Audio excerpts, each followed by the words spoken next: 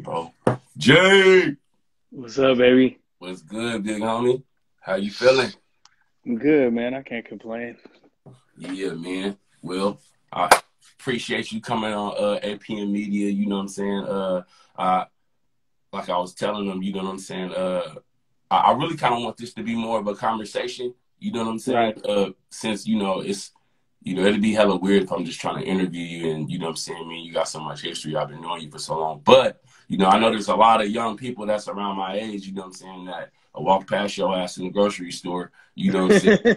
You know what I'm saying? So, you know what I'm saying? I just want, you know what I'm saying, the purpose of this is to, show people, you know what I'm saying, who is who, you know what I'm saying? I think you're well accredited and the people that know, the people that's, you know what I'm saying, that's tapped in with the music, they gonna know who you are. But you know what I'm saying, at the end of the day, like I just want everybody to be, you know what I'm saying, uh more tapped in, more engaged with what's going on here in the Northwest. So, you know what I'm saying, I'm just trying to, give everybody their flowers, give everybody their roses, you know what I'm saying? You know what I'm saying? Let everybody wear their crown. You feel me? Appreciate it, man. Come on, you already know. You're my little brother forever. Like, come on. I've Yeah. seen you come from like a kid to being a full ass grown man with his own children and all that. So, Facts. Heck yeah, man. Shoot. So, I mean, at this point, you wear a lot of hats. You know what I'm saying? You know what I'm saying? I remember there was a time where you were producing, but you weren't really in front of the camera, in front of like that. Um, right.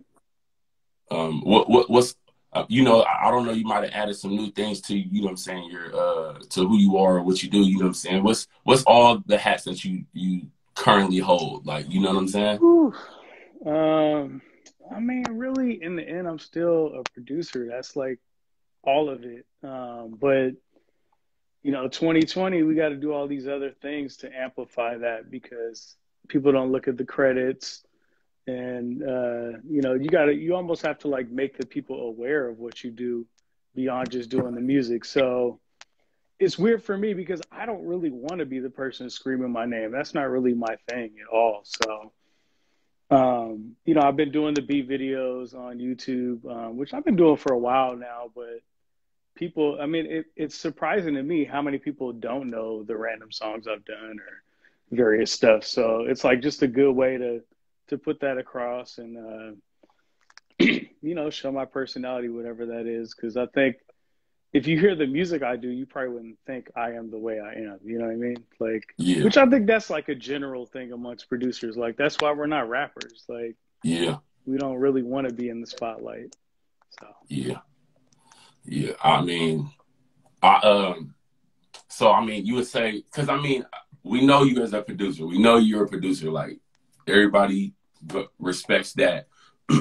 I mean, but like you also, like, you know what I'm saying, you like a face of a group also. right, You know what I'm saying? You know what I'm saying? Because there's producers that don't show their face at all. But right, you're in a band or a group called Tuxedo. right. Also, you know what I'm saying. One half of that with was he go by just Mayor Hawthorne? Or? Mayor Hawthorne, yeah. Okay, yeah. I know he's Mayor Hawthorne, but I know he's like DJ Yeah, Tennis Shoes or something too, right? yeah. I'm using that on him. Definitely using that. I like that. DJ Tennis Shoes. I got to remember That's that. his old school joint or something, though, It right? was What's his old haircut, school? but that's close, Oh, man. Close haircut, enough. haircut. I should have I known that. fucking love that. Me I love knowing how that. to cut hair. But no, okay. So, how did? Uh, all right. Let's go into the basics. Okay, I was about to jump out a little too far. Where did you grow up? I grew up in in the Capitol Hill, Madison area of Seattle. We moved here, I think, in 1979. Where you So, moved from? I think we lived like on Union at that point, but we moved to the house that my dad had built in 1979. Oh, I thought you like came from like another city or something. No, no, So I no, thought you no, was from nothing like here. that. Nah, but yeah, it's crazy. Everything I've done has been shaped by that, and the time I grew up in this area, the people I was around, my neighborhood, you know, the older guys that were DJing and stuff like that and playing the new music, like all of that made me who I am to this day. Like I feel like that shit it stuck with me harder than anything else that's happened in my life. Yeah, I know that's right. Um, what high school did you go to? I went to Garfield for my freshman year, and I went to Mount Lake Terrace for the last 3 years. Uh, So Lil, yeah, the Lil Mosey connection. Shout out to Lil Mosey. Lil Mosey. We got Shout one. out Come to on, Lil Spade. Mosey. We got Huh? one.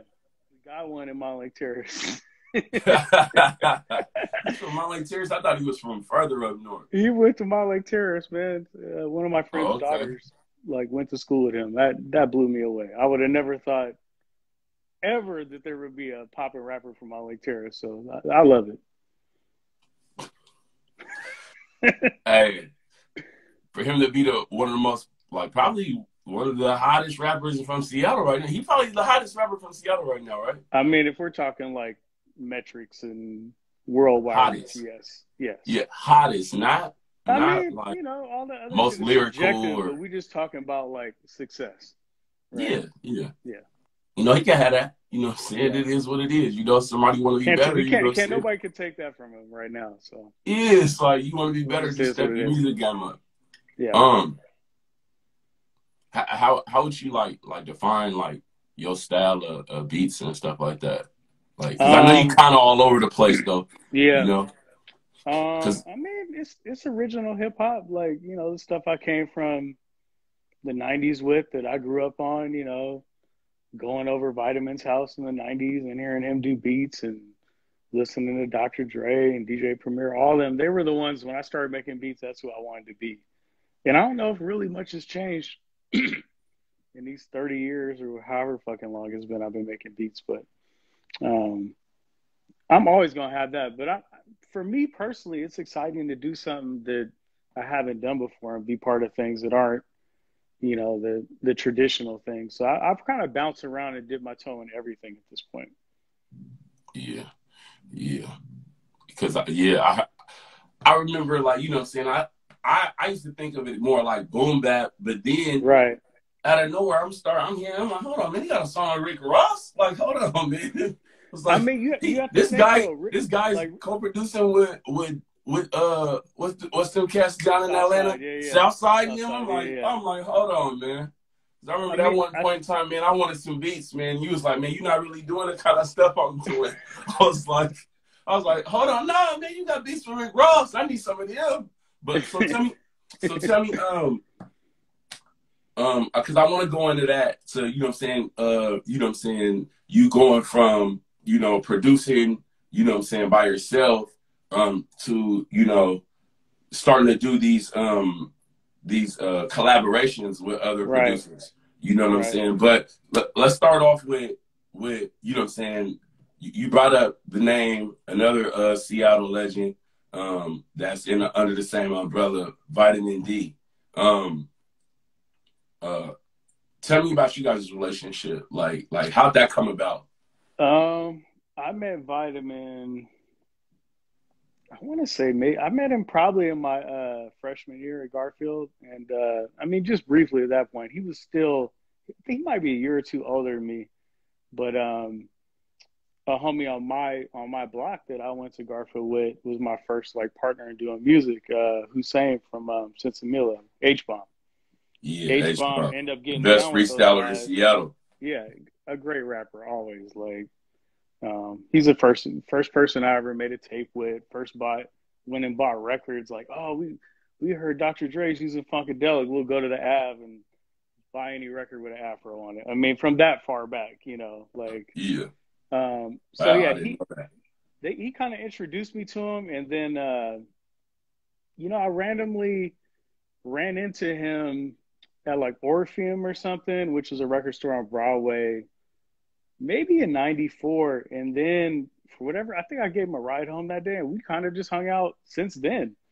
Like he always had, you know, the spot in his mom's house, the pharmacy, which was just an ill place because there was, you know, whoever was doing music in the city was pulling through there. So me at this point, I'm just making beats now. I'm just starting. So I got to be around all them guys.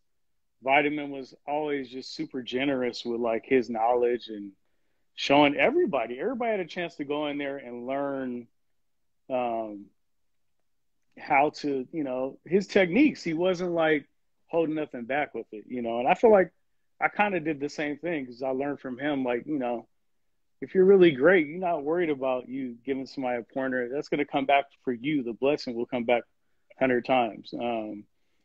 But yeah, he was always the dude I was trying to chase. Like he would play me beats and it would just fuck me up. I'd be like, oh man, my beats are so whack. Like that went on for so long. And then I remember I got to a point where I was like, damn, man, I'm competing with him now. I might get him every once in a while. I think it's really important to have those kind of people in your life that are like, not just inspirational, but the personal relationship. We really pushed each other, like Yeah. I was always trying to do what he was doing. I'd be copying whatever he was doing, throw that shit in my beats. Not exactly the right way because I didn't have, what he had at that point. And then there was a point I was like, oh shit, I hear him throwing some of the stuff I'm doing in there. That's when I felt like, oh, I must be good at this point, When did you start getting to that point where you noticed that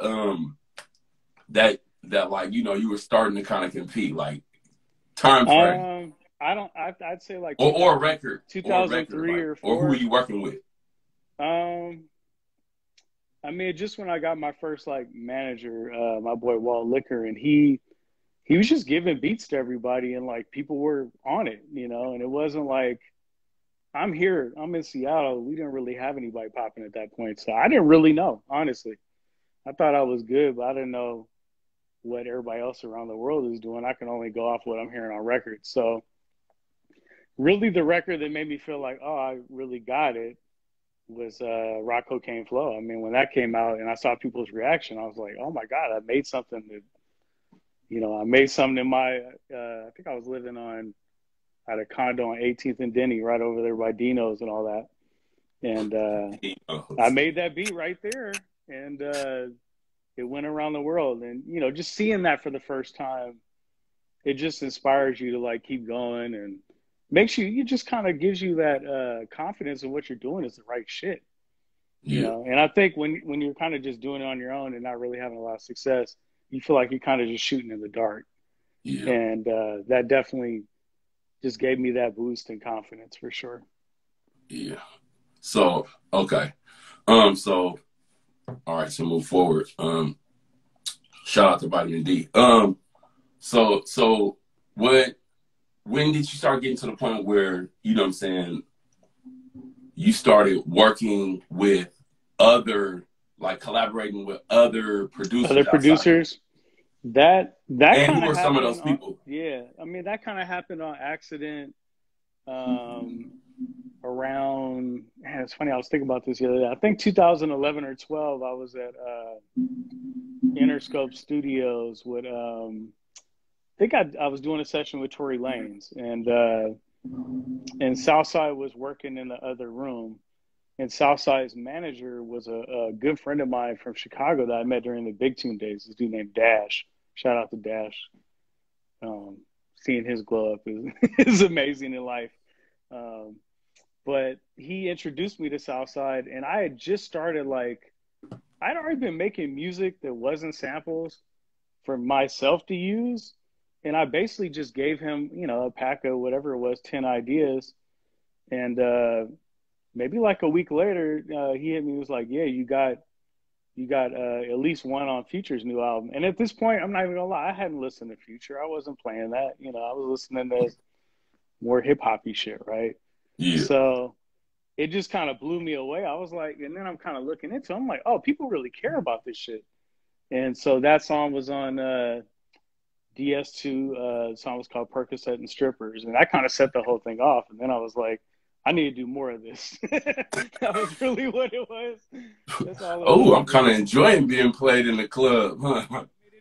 I was just reaching a thing that I was not doing and never really have done as far as with the kind of beats I do. I more do like an underground thing, and to see like some of these records get played in like just regular life, we call it out in the wild, like you somewhere and you hear your song, it's not meant to be played for you. That was an ill feeling. All right. So doing any music with them, have you ever heard or heard of your songs being played in the strip club in Atlanta? Well, last time I went to a strip club in Atlanta, none of this had happened already. So, I mean, I'm sure some of them did at some point, had a little run. I mean, a couple of them got pretty big. So, um, yeah, man, like you just never know. Like, I just look at it like I'm making these ideas. They go where they go. You know what I mean? Yeah. Like, I make my own beats and it's more personal because it's more my thing. With the samples, they take a whole different path, and it shocks me sometimes where they end up. You just never would think, you know. Yeah. Okay. A lot of time when I hear your beats, or even when I hear like your collaborations, it's like I can kind of hear your part. It's like always like in my mind, like the more like musical part of the beat. Right. You know what I'm saying? And then like I can hear like Southside's like drums or something like, you know what I'm Right. saying? Like, oh, Well, okay. I think that's what makes it interesting is like I can't do drums like Southside. Like he's a fucking genius at that shit. I mean, they damn near invented it. So like, um, It's that 808 Mafia, right? yeah, 808 Mafia. So I mean, they did the first Waka Flocka. You know what I mean? They've been Yeah. around since that point and still Yeah. going strong. Legends in So like, Atlanta at this point for sure. for sure. So, but when I'm making those, I'm really just trying to make something that I want to sample, like the records, like shit, all this behind me, like just trying to make something that sounds like that. That sounds cool, interesting textures. You know, not just like pulling up the stock Fruity Loop plugin. No, guys are making hits off that. That's love, but that's just not Yeah. what I do. So that's what makes it stand out. You know, for better, for worse. Like, you know, it goes both ways. Yeah. All right. You touched on something that I wanted to go into. Talk to me about the big tune, like like what that Man, is and how that came about. Big Tune was a thing that we did locally in Seattle. It was a beat battle. Vitamin, Vitamin really came up with it. Him and John, and then Red Bull got involved, and we went around the country and toured with that. And basically, we were just finding the best producers in the country. And the crazy thing, we really did find them Y'all really before did they find them. became the guys. Like, I mean, Frank Dukes, you know, I think he was the #1 producer on Billboard like last year or the year before. He was a contestant. He won it one year. I mean, just the alumni in it was crazy. I mean, the business, Illmind, Seasick, Swifty. I mean, With pretty D, much I ain't gonna anybody's done. lie. All these That guys was that one have of the done first names that came songs, to you my know, mind. they're all Swift D was super dope. 14 KT. There's so many, but it's also just been interesting to watch these guys because when we meet them, you know, I was probably 30s, early 30s when we were doing that, so we Yeah. were old to most of the kids in it. They were all like 18 to early 20s. Um, and just seeing their growth and like what they've done is it's crazy. Like me and Vitamin talk about that sometimes. Man, Cardiac was in it. I mean, all these guys were in it. Um, He said I was Rod dope. Rod Charm, who produced the last Bruno album. I mean, you would have never Yeah. known. Ooh, Um, 108K. 108K, another guy, dope, just a dope ass dude, you know. And honestly, when we did that, it was really just so we could go somewhere and play beats loud and have fun and get drunk. I Facts. mean, that's what it was. Um, it turned into something bigger than that, and it really just, it opened me up to like just paying attention to new music, new styles. I think like you get older in hip hop, you get real curmudgeon and hating, and it just got a lot of that out of me because I was just seeing the joy that these guys were having going on stage. You know, either they were like taking super L's and falling on their face, or they were going up there coming out victorious. And But that was just dope to watch. You know, like it was like some Rocky shit sometimes. like like hmm. I'm sure there was some people that like got knocked on Oh, stage, a lot of people lost in the but first round that had ended some up good being great. careers. Hell Because yeah. I remember being at them battles you know what I'm saying? And I appreciate y'all because I ain't had no money and y'all let me in them joints. But you know what I'm saying? So I remember being in them battles though, and it's crazy, you know, making music, it would be like the people that had the beats that you could actually make music over, like make a good song over, were not the people that used to win. It was like the people that like that made a instrumental track that was maybe 30 seconds to 45 seconds just to knock a head off. Like, you know what I'm saying? So, I mean, I don't know. I That don't was think super it's that dope. different than like battle rap, right? Like there's certain guys that are really good at making something for that arena, but like making a song is just a different thing.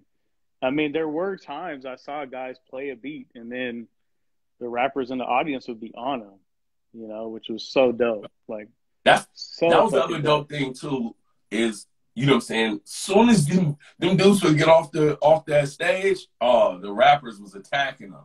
Oh, I need your email. So, I mean, I think Right. that was dope. You think that's something that could ever be brought back, you know what I'm saying, or duplicated? You know what I'm saying? I know, you know what I'm saying, we missing one of the head Right. pieces, Yeah, we RP don't John have, Moore, but unfortunately, we don't have John. I don't know. They've talked about it. I mean, I would be down to do it on some level. I don't think I'd be one to run around the country in the same way because I'm yeah. just like Well, you know, you can just put on old and tired. you can put on some other, you know what I'm saying, younger homies, you know, to But get yeah, up in there.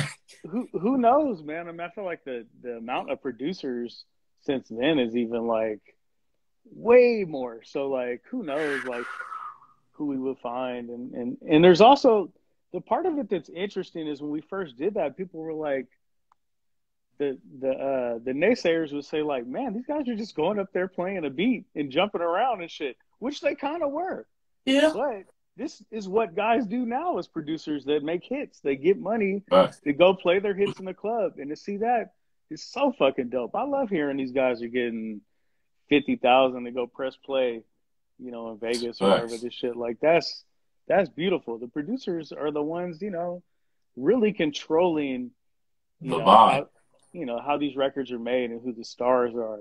So I think it's dope that it came around in that way. I mean, we initially, and it's funny, like there's been a lot of talk with the versus thing that people hadn't done that, but like we also were doing that at the time. We had Just Blaze and Alchemist play a set together, and they went on tour off of that, you know. So like Every night was a new, like what y'all had, like two heavy hitters at we the end always of the had night. like two people that were legends that we loved personally, because a lot of it was just like, oh man, I just want to meet Battle Cat, so let's give him some money and bring him up here and kick it with him.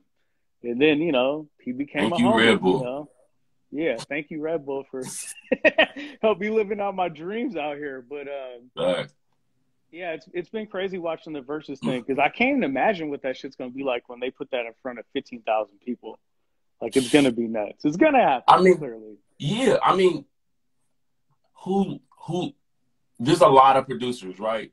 But like all these dudes, majority of these dudes, a lot of them making beats in a kitchen, they bathroom, and you know what Right. I'm saying, in they bedroom. You know what I'm saying? They don't know what it's like to hear that music over the loudspeaker. You know what I'm saying? Well, there's also like a part of being a producer where like a lot of them just you might not have that charisma to be on stage. You're gonna get up there and be rattled. Like I've seen that a lot, you know. And I think the first time a lot of us did it, we were rattled because we didn't even know what to do. Yeah. So I think No, that's there how was you would end up seeing like just some people go totally out their character. yeah. Um, Some people would come alive though. but some of them guys were stars in a real Yeah, way. but say they created Um, stars and monsters though. there were some real stars that get up there and you'd be like, holy shit, this dude got it. And you don't know that until the moment. But Yeah. most of the kids we had never been played, their music in front of 500 or 1,000 people, Yeah. and that was But a real pressure, and yeah. But respect to all the of people that that made just it went up interesting. there and just played their beat Right. though, you know? Uh I want to move along a little bit. Um you got a long list of people that you produce for. How'd the Rhyme Sayers stuff come about? Like Rhymesayers came about. I mean, in a way, that was another thing that John Moore did.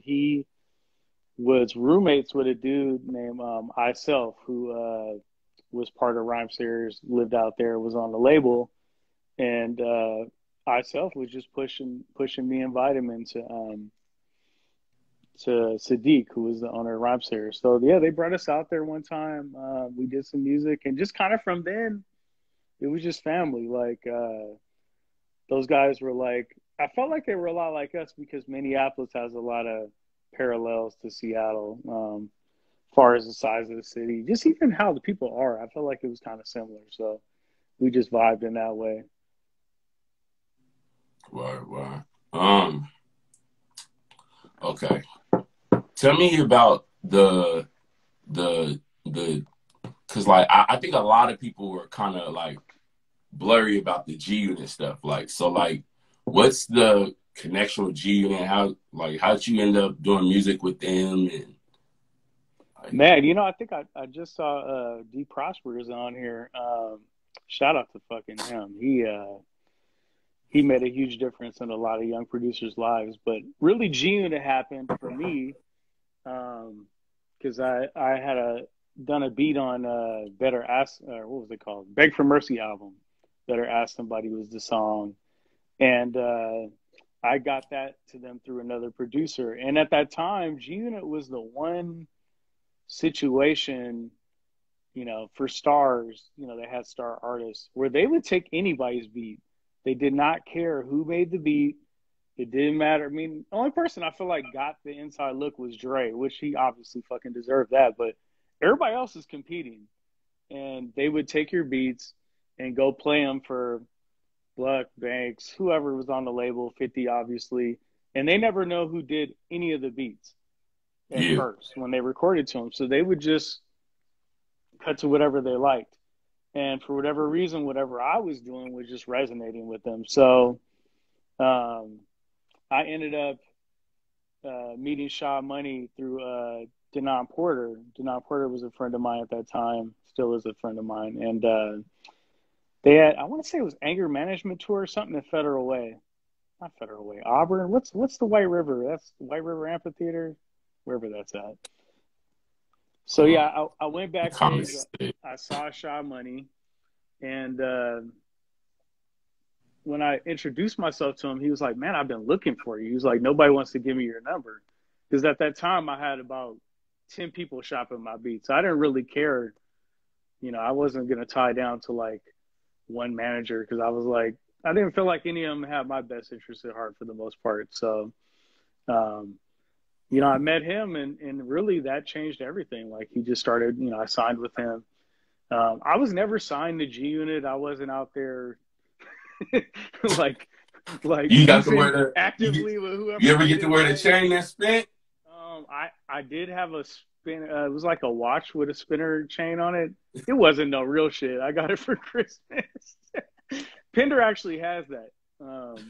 Pender definitely has that. Yeah, I think I gave it to him back then. It wasn't like no fancy jewelry or nothing like that, but you had a spinning piece on it, a spinning face on a watch. But that's fancy. Yeah, so it might not be classy, but it's fancy. So yeah, I mean, No, they were just a dope. It kind of set the table for what it is right now in hip hop. Like that's how everybody operates now. It's not like I got to have the big name producer. They're going to use that too. But at that point, they were just like, I don't care who did the beat. I mean, I remember I'd be up there, they'd be playing beats.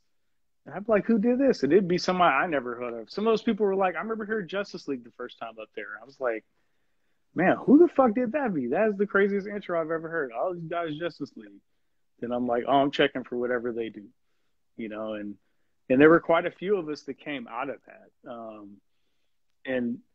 And it was, you know, it was crazy to like do what I was doing because I was definitely more underground leaning at that point. To get on these albums that were selling in the millions just seemed kind of nuts. So yeah, we rode that till it wasn't anything to do anymore, and we just kept it, you know. And then I just, as like anything, you move on to your next thing.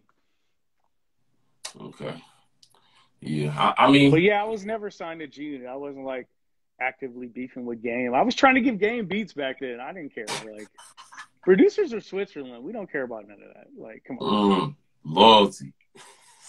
They'd have to do something to me personally. You know what I mean? Yeah. Like, what Nah, I do I know. care if I they feel have you. some ridiculous argument? Yeah, I ain't mad at that. Okay. I want to kind of go, because this is for Seattle, so I want to kind of like merge kind of back into Seattle. I'm gonna ask you some questions that you ain't got the answer, you just ain't got the answer, but people in Seattle gonna want to know. Who's your your top 3 or top 5 like MCs from Seattle? I'd say my top 3 is Mix, obviously Mix got to be in there. Mix a lot. Ish. Man, the other ones I feel like, Ish, Butterfly, Diggable Butterfly. Planets. Just in There case you go. cats don't know, Yeah. Going off Shabazz Palaces too. just the music I enjoy, I probably say, like probably Vitamin or somebody affiliated with Tribal. I listen to their music so much, during that time. But there's lots of people who make dope records I like too at the same time. But like to me, Ish and Mix like really stood out because they were really pioneers of getting their shit to the world from here. And it wasn't even about Seattle. Their music, Mix, some of it was. Obviously, Ish wasn't, but they brought their own flavor, and we had, that pride in them being from here. So, like, I remember Mix coming out the first time and, like, hearing him on K-Fox just doing a song every week before his first album even came out. And I was shocked that he was from here, even at that point. So, like, to see him have that success, he always repped Seattle, too. I was like, did you know him, like, before he, I'm moved to Brooklyn and... Ish. Diggable Planets. Ish was way older than me. Well, actually, not about way, but like when you're. But you went to the same high school as him, like your freshman year. So like, but I wasn't there. I did remember watching him play for Garfield in basketball because one of my friend's brothers was on the team. So I might have went and saw him play in the Coliseum or something in '87. So what I was like 6th grade or something. Did you connect that though? Like, or this is Ish, not and that's not Butterfly, years Diggable later. Planets? I didn't know. Nah. Okay. All right. So tell me, man, what's your favorite places to eat in Seattle? Ooh. Give me. We talking about cheap meals. I don't know if you eating healthy and all that shit, but cheap meals. If you talking about you just really want some food. All that, but my favorite sushi place is Sushi Kashiba and Pike Place. Can't go there every day. That shit's expensive as fuck. So we're not doing that. I ain't even heard of it. I'm like, what else do I like a lot? My boy opened this seafood restaurant called Local Tide in Fremont. My boy Victor, I've been going there a lot this summer. He's only been open for like 6 months or so. Local Tide in Fremont. Oh, you just plugging. Man, what's your favorite food, man? I legitimately enjoy it, though. It's not like, just because he's my boy, I'm not going to be like, he got that shit. What would be my other thing I'd probably eat a lot? I go to Babar, which is not like the most. Babar. No, Babar got them wings, though. Babar I really like Babar a lot, so I'll throw Babar on there. Babar got them wings over there in SU, for sure. Okay. Let's go to some more Seattle shit. Yeah, like, what's the young Seattle rappers that you know about? Like, man, I can't say. There's just so many I don't really know, or I haven't, delved that deep into all of them. Lil Mosey don't really count. He's not. I wouldn't say he's local at all at this point. Who have I heard recently? I'm sure I'm drawing a blank on somebody. Throw some names at me and see if I know, because I might be tripping. Young cats. Honey Castro, Porter Ray, South. See, I don't think of Porter Ray as being young though, because he's like more, but I'm thinking more like in the nah, man, we talking about nah. people I'm just talking about local though. I'm talking local. More, we younger than you, dog. So like local. Everybody's younger than me at this point. I mean, Porter is amazing to me. I think he's a really dope rapper. I've worked with him. I got some records of him in the tuck that we should just let go, probably. Just let him go then. I mean, if he just wants to, him. I'm good with it. I think we're in a what Porter place say? Do that now. What could Porter say if you just leaked him? I mean, I wouldn't leak it without telling him. Like I wouldn't do. That's how people don't send you the songs anymore when you start leaking the shit. You like, hey, send me the song so I can put the stems, the beat behind it, and you just leak it. Nah, if I was a producer, I'd be greasy like that. Like, dog, you been having this joint, you still ain't put it out? All right, who would you say that like the top 5 producers in Seattle is? Top 5. Damn, that's a hard one, man. Your favorites, though. Your favorites. I'm always not the hottest. Not the hottest. No, I'm always going to lean towards the older guys because that's my generation, right? And you heard more beats from them. So I heard a lot more beats from them. I would say New School Sango for sure. I love his really stuff. Dope. I love seeing what the what boy he's from done. San Antonio. What's the boy? Xavier Omar. That shit's cold. He's got a lot of different styles, and what's dope about him is he didn't really plant the Seattle flag till he kind of got a little on, and then he came back. Sometimes that's the way to do it, though. Right. Well, to be completely honest, I mean, that's kind of the way to do it. Honestly, I did the same thing. That's showing, But yeah, we was talking about your top 5 producers. All right, who did I say? I said Vida. I said, did I say anybody else besides that? I don't remember now. I don't know. It might have cut off. I might have just been talking to myself for a while. I remember when it cut. Right when it cut was right when you was like, "Did I lose you?" And that was it. Oh shit! All right. I mean, yeah, Vitamin obviously. I'll throw Funk Daddy in there for doing E40 Sideways. That's like one of my favorite joints ever. It also made me believe that, I could be from here and do something with a big artist like that. So that meant a lot. I'm going to throw Supreme in there. I know he hasn't made beats in a long time, but he was another guy that just showed me so much when I was a youngster. Sango. So that's 4. Yeah, he did. Sango's New School. Sango. I'm old, man. I don't usually give it to the New School dudes because you gotta kind of be around for a minute and have a lasting impact. Who's like somebody new? Man, whose beats I really like a lot, and he hasn't been making beats that long. Is I don't know what his actual producer name is. I think it's like JC. J. Cole, Jamal Cole. Jamal Cole, yeah. That's my little homie. He's played on some stuff for me. I grew up with his family, so like it's crazy to see the younger generations come, and he's talented, man. He's really talented. Yeah. So I interviewed him on my on my Seattle Black Businesses playlist, right series. Yeah, that's what's up. That's crazy. I didn't know you knew him. But yeah, I mean, I grew up with his pops and his whole family. So yeah. So yeah, I'm surprised you're not. I mean, I feel like I never even I don't think about like a local top producers because there's so many people. Dudes is dope. Beans dope. Rockefeller's dope. Like all these guys have been dope for a long time. So it's hard to just put like numbers on it and stuff like that. Yeah. Yeah. I mean, well, it ain't.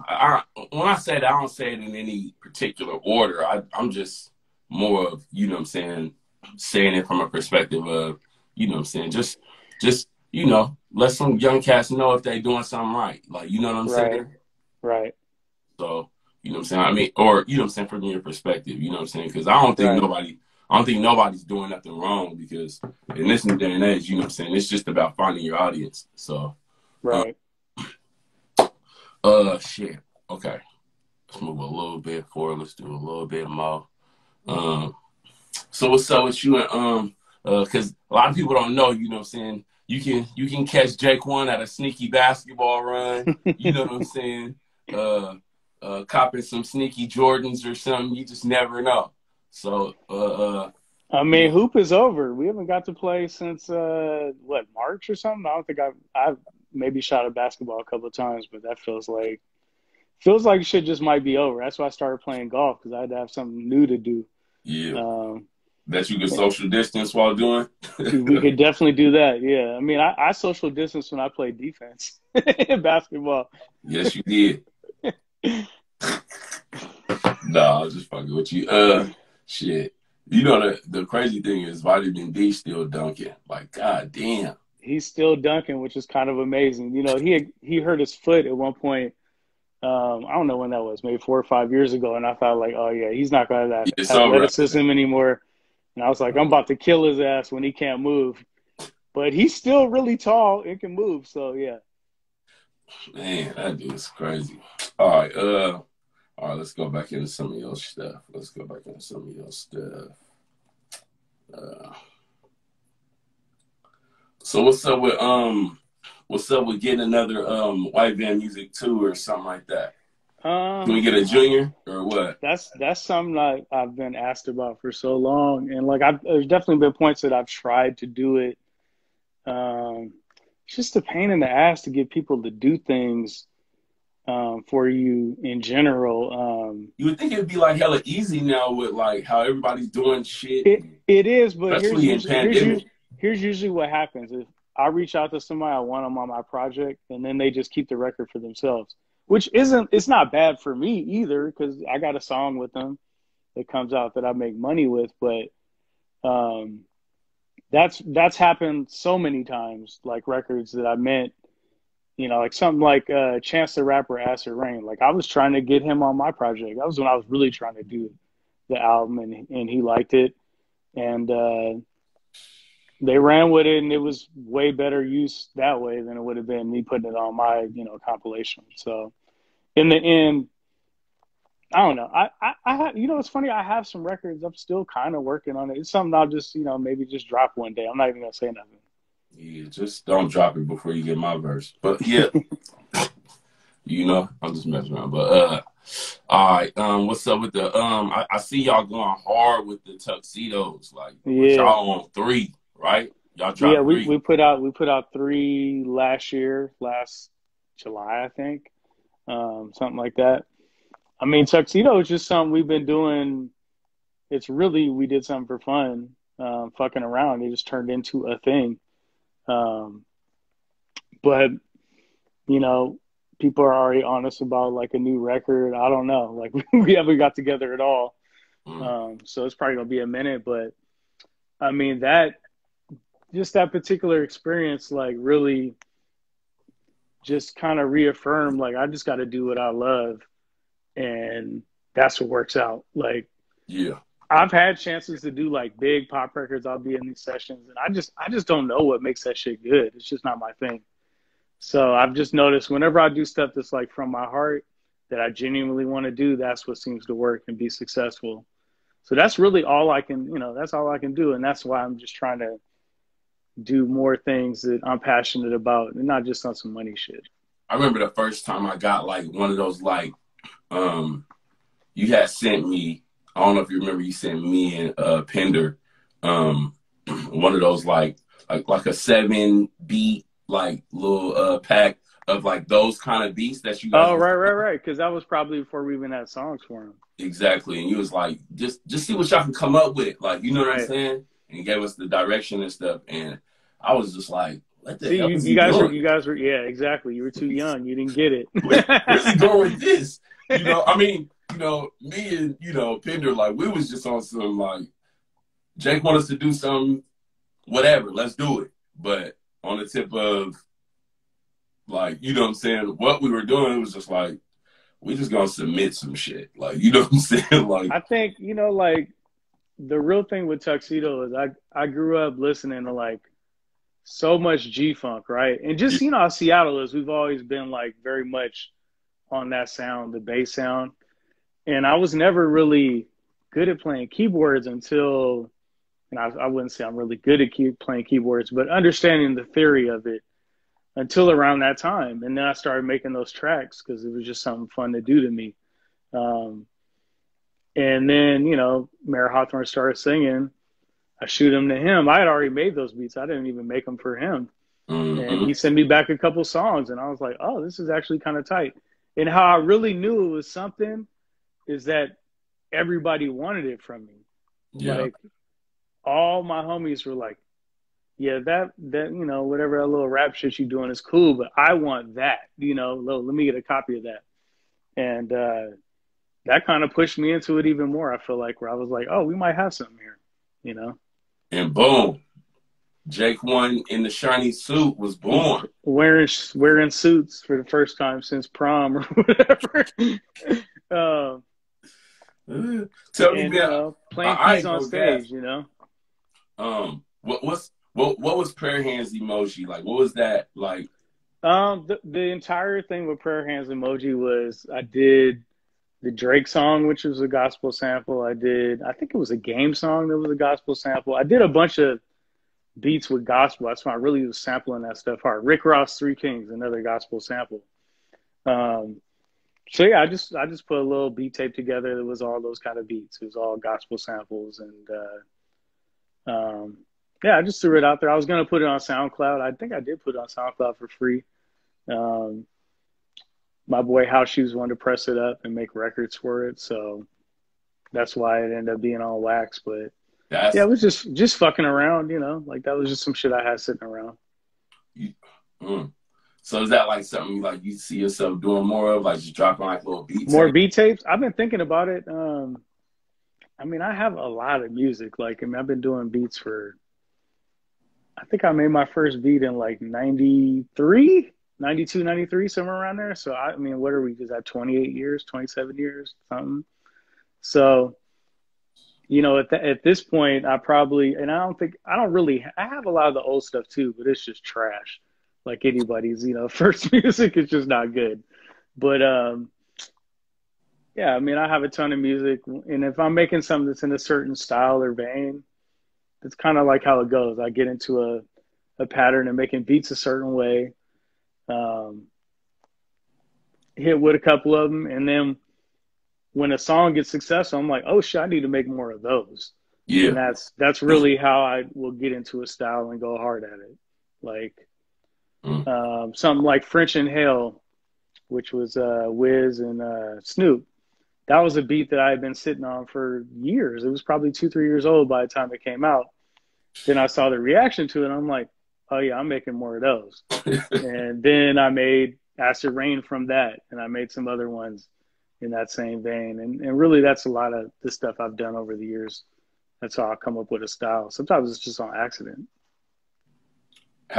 How's your how you create your relationship with you know Freeway? How that come about for them stimulus? Freeway, I met Freeway through his manager at the time, Ryan Press, who is actually now my publisher at Warner Chappell, which shows you how these same people you meet in the industry stay with you forever if they're like good people.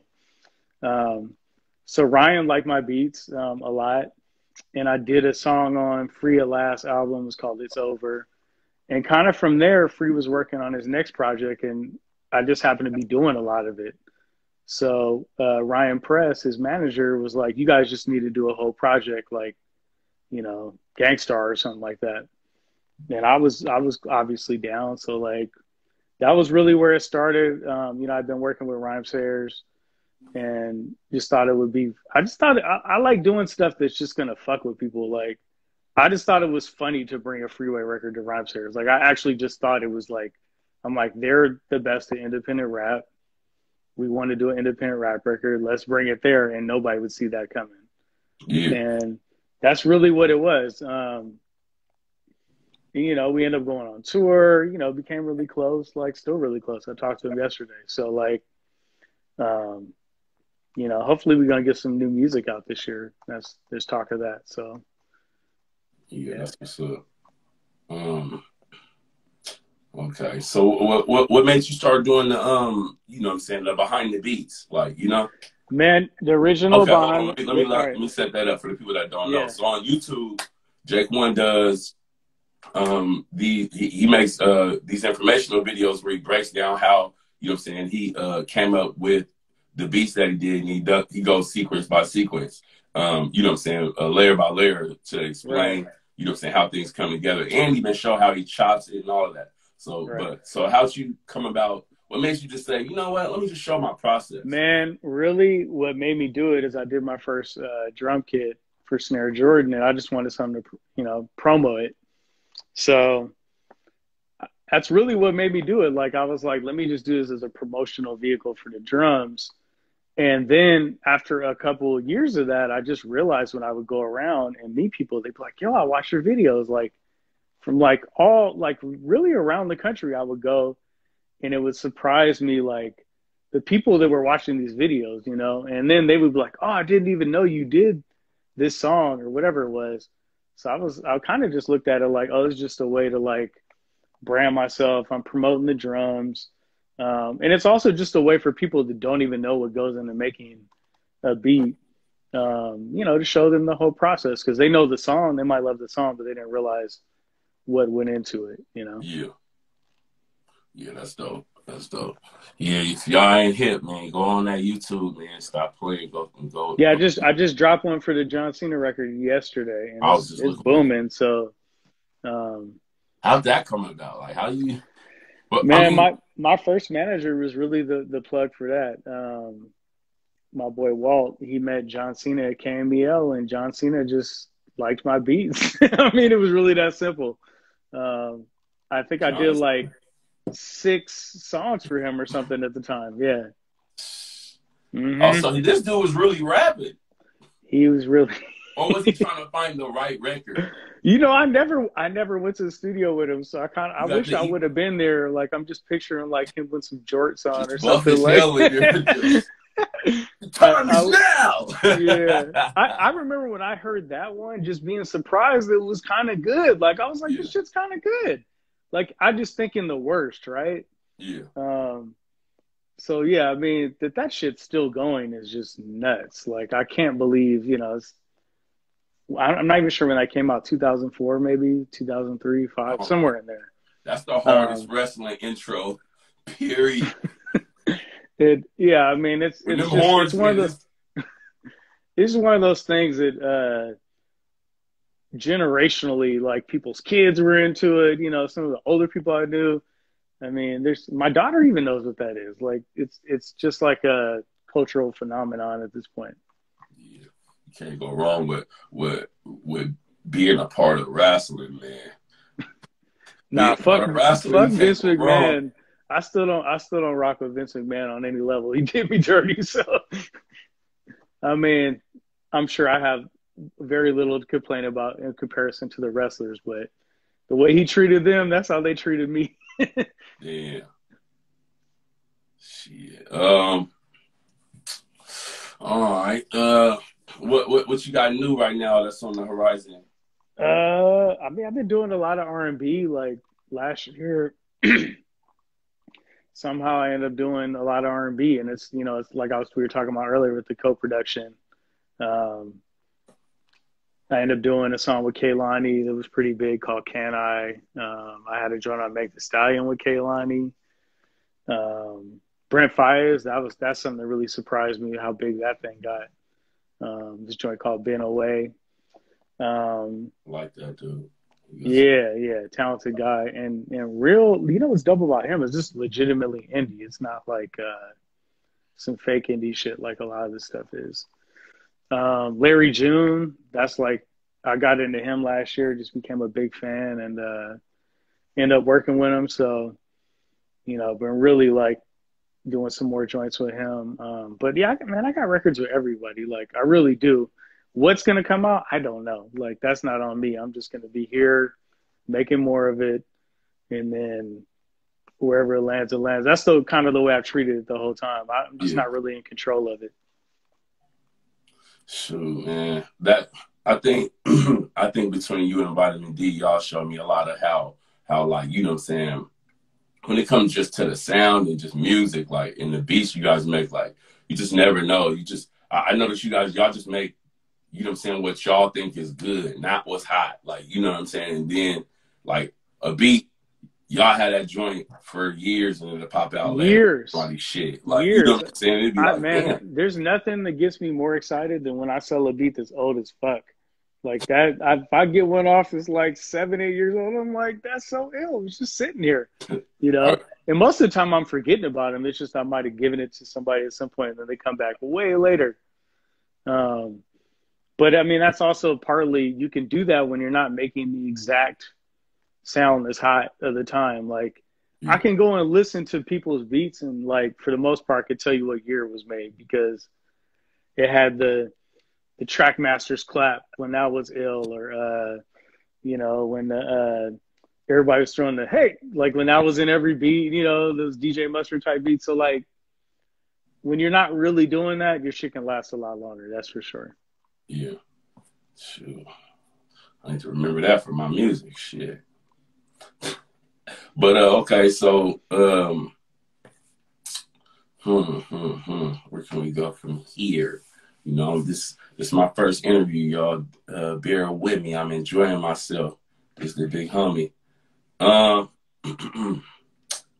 what's up? Do you have any plans on you know what I'm saying, working with anybody locally? Do you have any artists or anybody that's up under you that you working with right now, or that, you know what I'm I saying? definitely don't have any artists or nothing like that.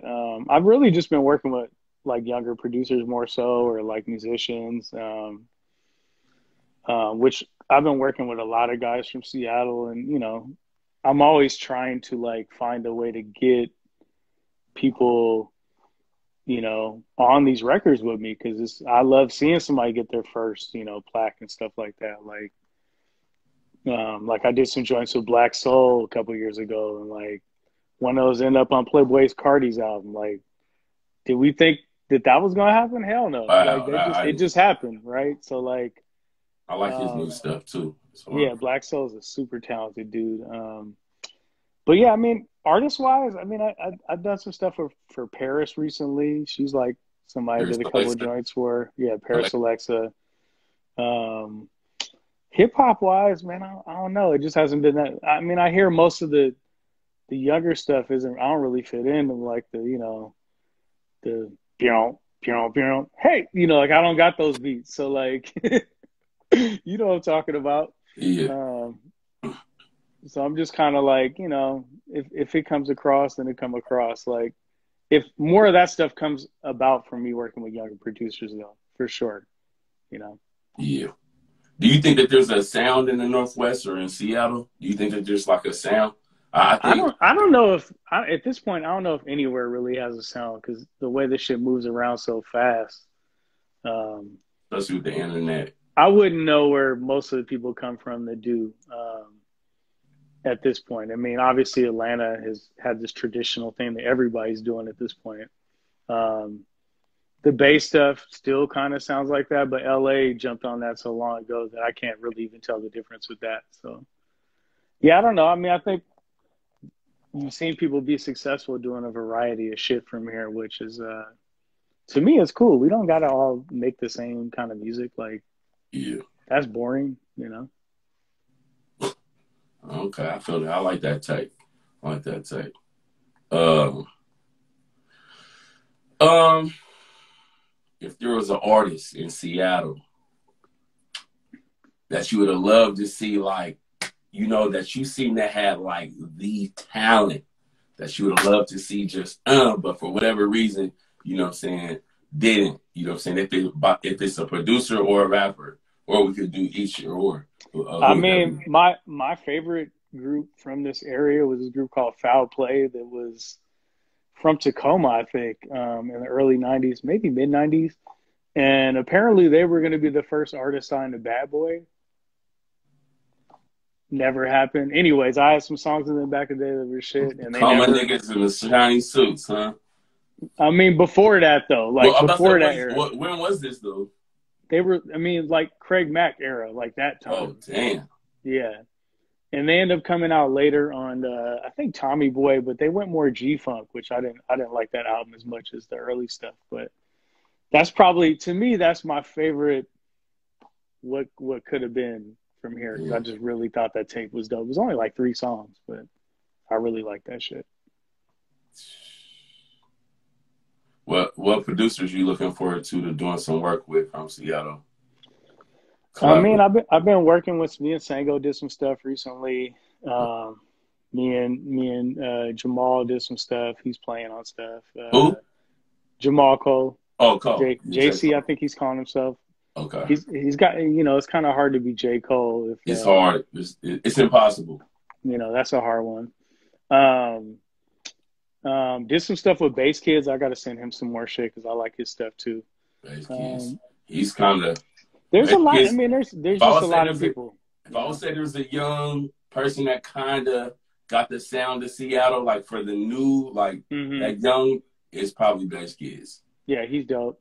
Obviously, Oopie. I just been doing stuff with Oopie too. Yeah. So Well, I bro. mean, I, I'm just fucking with whatever.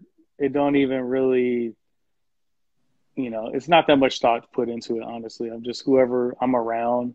Mm-hmm. Who if I hear somebody do a song I think is dope, I reach out. Just I know that shit means a lot. It meant a lot to me when I was coming up. So Yeah. So can people like just send you that music or they like do all the time, man. But I mean, does it matter? Like you know what I'm saying? Are they gonna get a Every play? once in a while, I'll hear something. I'll be like, "Wow, that's really good." I mean, it's just most of the stuff to me is like just period stuff that's being solicited isn't usually very special. It's okay. A lot of people are okay and kind of good, but it's almost like you got to be like really bad or really good. You can't just be okay. Does that make sense? No, yeah, but I mean, some people got good ideas, but they just not able to be around.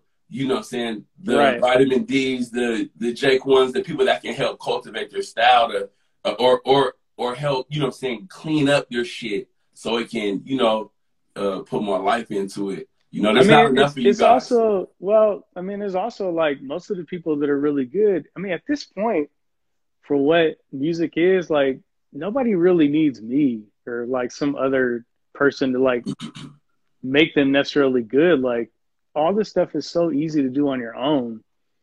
Like you can record and have your vocals sound fucked up, and that's a style now, right? Facts. Your beat can be distorted and fucked up. That's a That's style. that's So that's like, that's SoundCloud.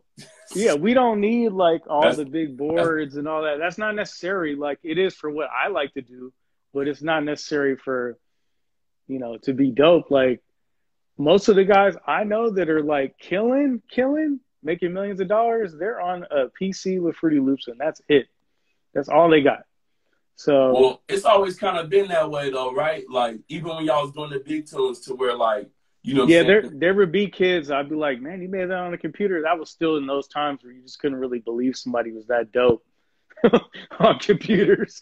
But now it's like kind of, it's the Yeah. normal. When I see a dude pull out an SP 1200, I'm like, oh shit, here we go. He's about to play some fake Pete Rock beats or something. Like yeah, I mean, it's pretty much the standard, for like the younger folks. I mean, um, there's really no, anything can be done at this point. I think because it surprises me some of the shit I can pull off using what little I know about these programs and the technology. Mhm. Okay. What else was I about to say? Cause I ain't gonna hold you that much longer. We're gonna wrap it up. Uh, damn. Yeah. Well, I'm sure this will be. I'm just letting you know this is gonna be the first of many. I just want to I tap just in. miss hanging out with my guy, man. Like, Facts. come on, Facts. man. Like Hella. you guys just provided endless entertainment, man. Like every time I hang out with you guys, I'm thoroughly entertained, man. I walk away feeling 10 years younger.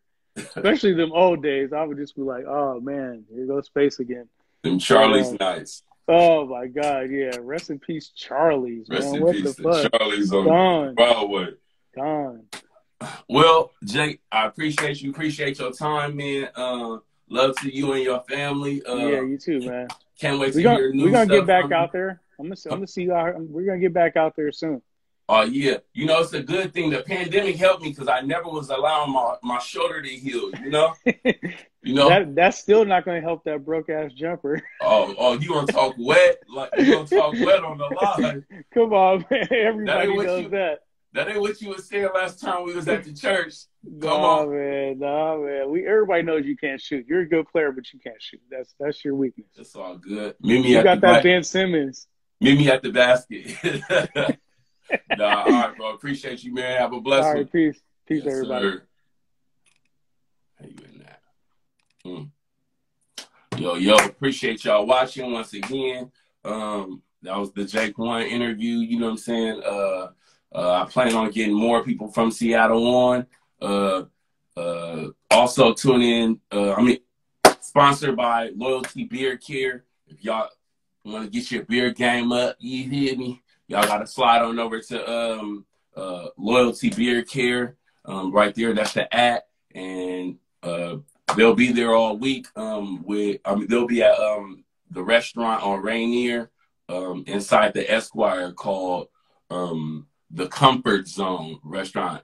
You can slide up in there, get y'all beer stuff. You know what I'm saying? You're gonna be selling kits and taking pre-orders. Appreciate you guys. Bless up. Stay tuned to the next one. Gone. What's good, Brian?